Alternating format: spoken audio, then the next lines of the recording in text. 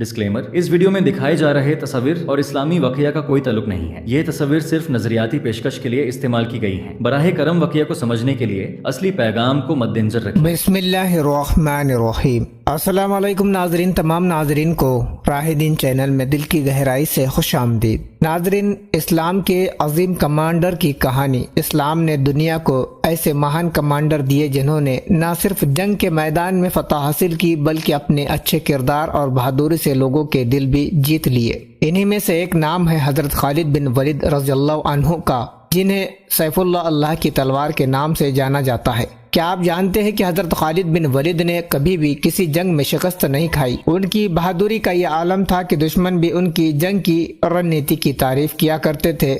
جب مسلمانوں کو موتا کی جنگ میں دشمنوں نے گھیر لیا اور حالات بہت مشکل تھے، جب حضرت خالد بن ولید نے اپنی عقل مندی اور بہادری سے پوری فوج کو بچا لیا، انہوں نے صرف اپنی تلوار نہیں بلکہ اللہ پر مکمل یقین اور جذبے سے یہ ممکن کیا تھا۔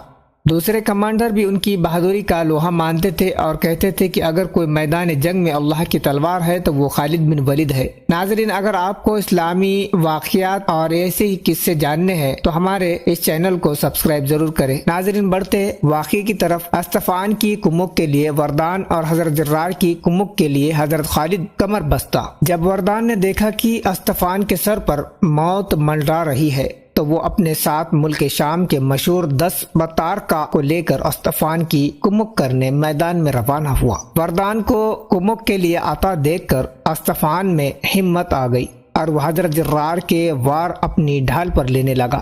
حضرت خالد نے دیکھا کہ وردان اپنے 10 ساتھیوں کے ہمراہ میدان کی طرف روانہ ہوا تو حضرت خالد بھی اپنے ساتھ 10 مجاہدوں کو لے کر میدان میں پہنچ گئے۔ حضرت جرار اسطفان سے، حضرت خالد وردان سے اور 10 مجاہد 10 رومیوں سے مقابل ہوئے۔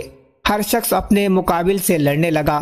اسطفان لڑتے لڑتے تھک گیا، اس کے بازو شل ہو گئے، وہ کانپنے لگا، مارے ڈر کے اس کا برا حال تھا۔ حضرت جرار نے اس پر نیزے کا وار کیا۔ وار سے بچنے کے لیے اسطفان نے اپنے گھوڑے سے چھلانگ لگا دیا اور بھاگنے لگا۔ حضرت جرار بھی گھوڑے سے اتر کر اس کے تعاقب میں دوڑے اور پکڑ لیا۔ اب دونوں کی کشتی شروع ہو گئی۔ جرار نے کشتی لڑتے ہوئے موقع پا کر اسطفان کے کمر بند میں ہاتھ ڈال کر اوپر اٹھا لیا اور پوری طاقت سے زمین پر دے پٹکا اور اس کے سینے پر چڑھ گئے۔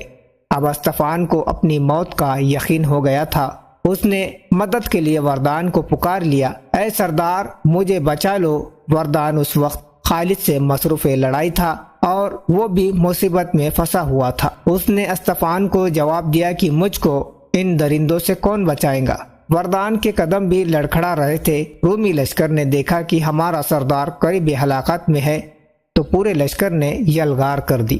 ادھر سے اسلامی لشکر بھی دوڑا۔ دونوں لشکر اپنے آمنے سامنے آ گئے۔ درمیان میں جو میدان تھا اس میں 12 مجاہد 12 رومیوں سے مشغول لڑائی تھے۔